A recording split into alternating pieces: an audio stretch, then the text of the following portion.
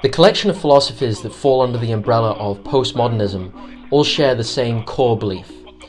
It's the rejection of the idea of truth.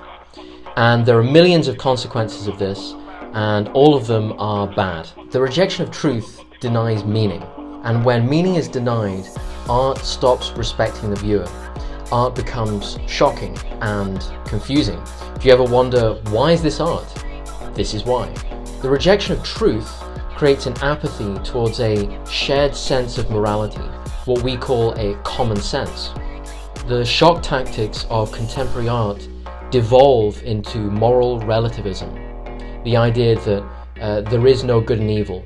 This idea defies common sense because everybody knows there is an inherent right and wrong. If truth is something that's dismissed, then it's also easy to dismiss things like spirituality and emotion.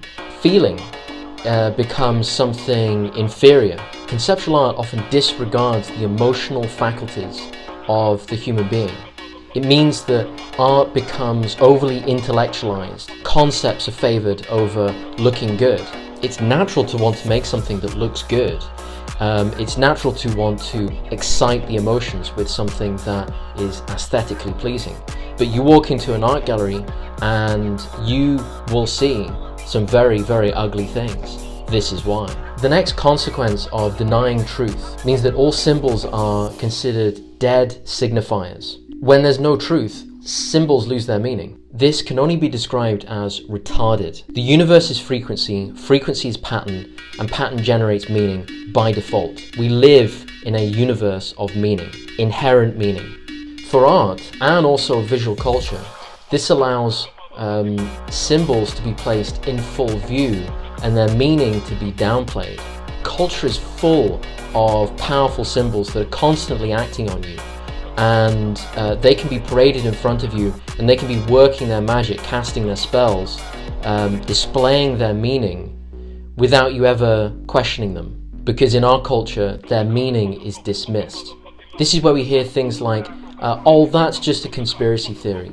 Well, I hate to break it to you, but in a universe of meaning, the universe is inherently conspiratorial. There are no accidents, there are no coincidences. Everything is meaningful. But if you deny the idea of truth, then everything can be put down to coincidence. Everything can be put down to an accident, even the human race. We're just an accident. The denial of truth inevitably devolves into anti-humanism. If an ideology has no final resting state, then it ultimately devolves into radicalism.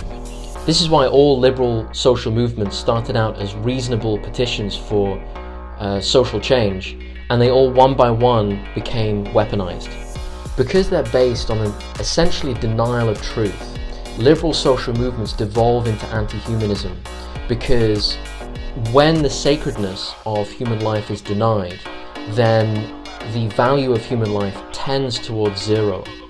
If you want to imagine a world where humanity has zero worth, then you really have to imagine your worst nightmare. Essentially, the human race would have no authority. The art world has supported these escalating social movements. Art has unquestionably affirmed things like Marxism, socialism, feminism, environmentalism, animal rights. Even though all of them are based on something legitimate, they ultimately serve to underline the debilitating message that there is no truth. Do you ever detect a certain cynicism in culture, fashion, movies, art? This is why. This ideology, this denial of truth, is pervasive in culture. Long story short, art, culture, fashion for the last 50, 70 years has cheerleaded a cynical, anti-human ideology. Occasionally people are shocked by what they see in galleries or what a certain fashion house is doing. What you have to understand is that there's been a momentum in these institutions building towards anti-humanism for a long time.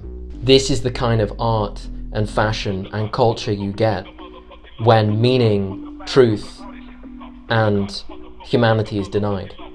And that's the reason why conceptual art sucks.